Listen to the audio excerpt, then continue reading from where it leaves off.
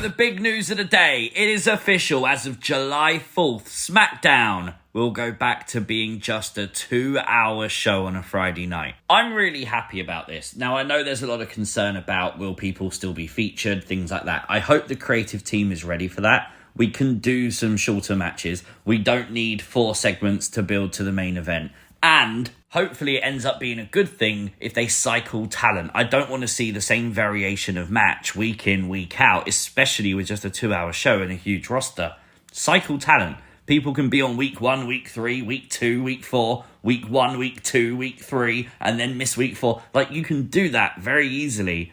I don't know, hopefully they do. So only 2 3-hour Smackdowns to go, and July 4th, it will go back to being a 2-hour broadcast. An update now on Liv Morgan following what we witnessed on Raw. The injury to the arm as she fell down, the arm went out in front of her, and it has been confirmed as a dislocated shoulder. Per WrestleVotes, Liv is expected to miss up to 3 months of WWE TV. 3 months absolutely sucks. That's going to take us well past Evolution, past SummerSlam. And with Liv Morgan literally featured right now in 3 big storylines on Raw, WrestleVotes are also reporting that WWE is changing creative for other people heading into Evolution to obviously fill the void that Liv Morgan is now going to leave. Man, this really sucks for Liv. Honestly, it really does. I hope that she's okay. Hopefully the injury heals as quickly as possible, and 3 months is like a top tier estimate, do you know what I mean? But yeah, definitely not the news we wanted to hear. I'm sure WWE are going to use this opportunity to push someone like a Roxanne Perez in Liv's spot, and probably make a storyline about it when Liv returns.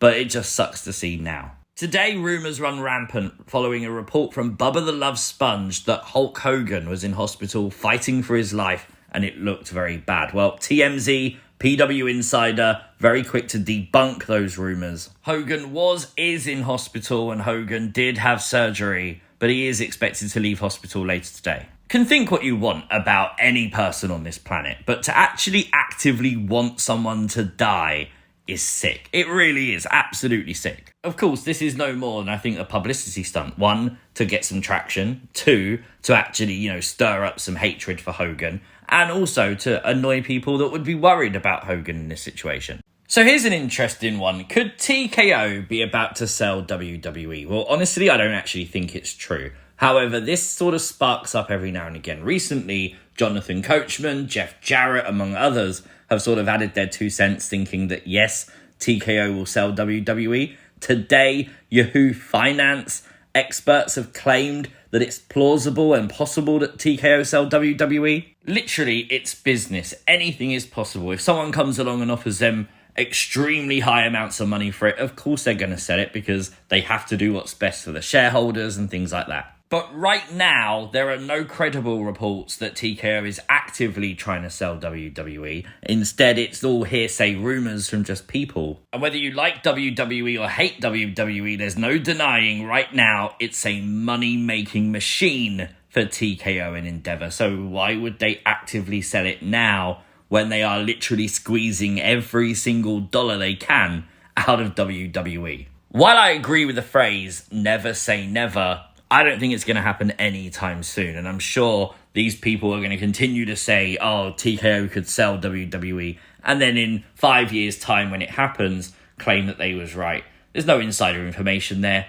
It's just theoretical guessing. Most of these rumours do state the fact that Vince McMahon would like to buy back WWE. And again, while I say never, news did come out today that while unsuccessful, Vince McMahon did attempt to purchase Bare Knuckle Fighting Championship. While that doesn't prove anything, it does add to the thing that Vince is hungry and wanting to get back into that Booker's kind of role. And he would have probably bought this company and sports entertained it because that's what Vince does. Former superstar Shotzi has claimed that WWE still have her tank. Her original smaller tank was actually cut in half to make this bigger tank. But talking to Chris Van Vliet, she said that she wants the tank back.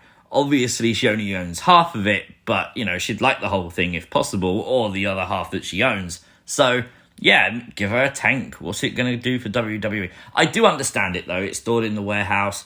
These are things that WWE one day will bring out for Hall of Fame or for WWE World somewhere. These are the kind of things WWE actively like to hang on to. Here's a look at a new Funko mug for the Ultimate Warrior. How cool is this? If you want to have like a cup of coffee, you can literally have it in a Funko of the Ultimate Warrior.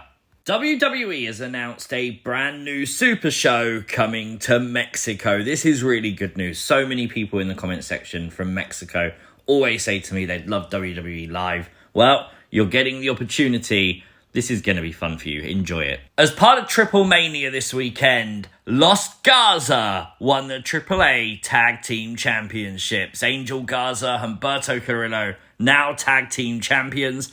Very cool to see WWE superstars holding gold outside of WWE. Last night on NXT, Jordynne Grace had a theme song change, and it's so bad that the NXT audience actually chanted to fire Def Rebel. It would always be a gamble to change up Jordynne's theme song because it's super iconic for her character. However, to give her something extremely generic, it's not even a gamble, it's just trash.